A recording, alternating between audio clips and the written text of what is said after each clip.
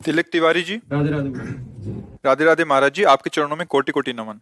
महाराज जी, आपने एक सत्संग में बताया था कि हमें हर किसी में भगवान को देखना चाहिए, पर ऐसी परिस्थिति में कुछ दुष्कर्मी लोग इसका नाजायज फायदा उठाते हैं, तो ऐसी परिस्थिति में हमें क्या करना। तो अभी पूरा सत्संग सुना नहीं आपने। पूरा सत्संग सुनोगे तो उत्तर मिल जाएगा। जैसे ये पंखा, लाइट, एसी, सब में बिजली एक है ना।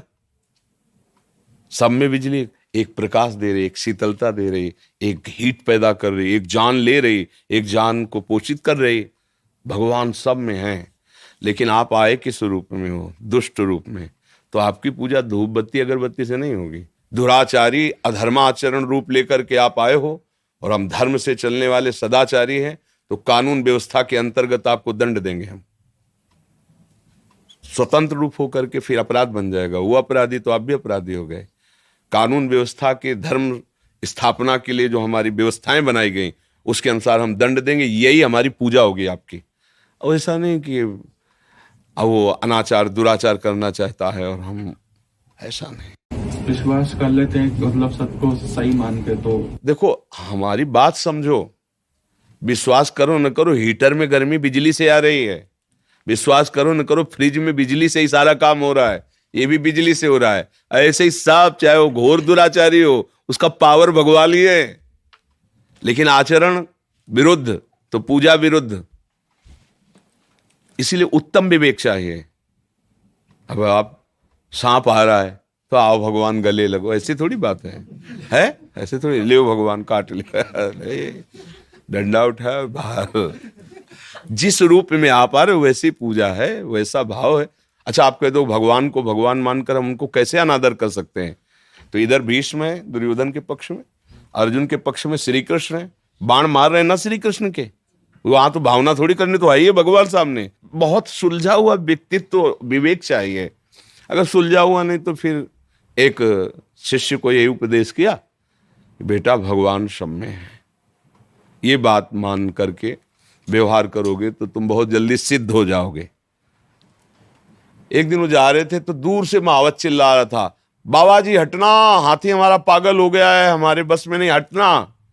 गुरु जी ने कहा, तो सब में भगवान है यार, हाथी में भी तो भगवान है। गए और सूंड से पटक दिया, उनके हाथ पैर टूट गए, लद के गए। वो क्या हो गया बेटा? बोले आपके उपदेश ने दुर्दशा करा दी। आपने कहा था सब में भगवान है, तो हाथी ने हमें उठा के पटक दिया। तो बोले किसी ने रोका नहीं?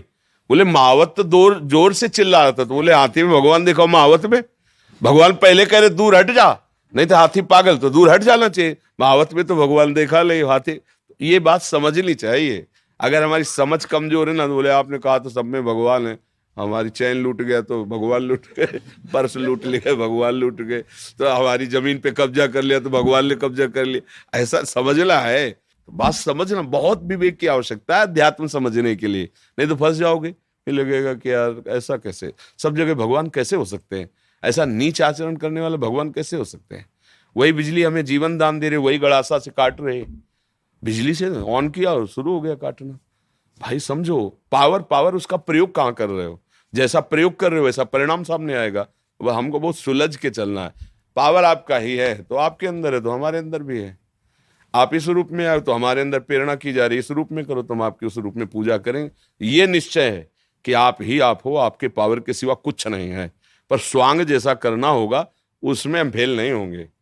हमें जो स्वांग दोगे तो वैसे ही नाटक हम पक्का करेंगे, बस खत्म खेल। यही सिद्ध पुरुषों का लक्षण होता है।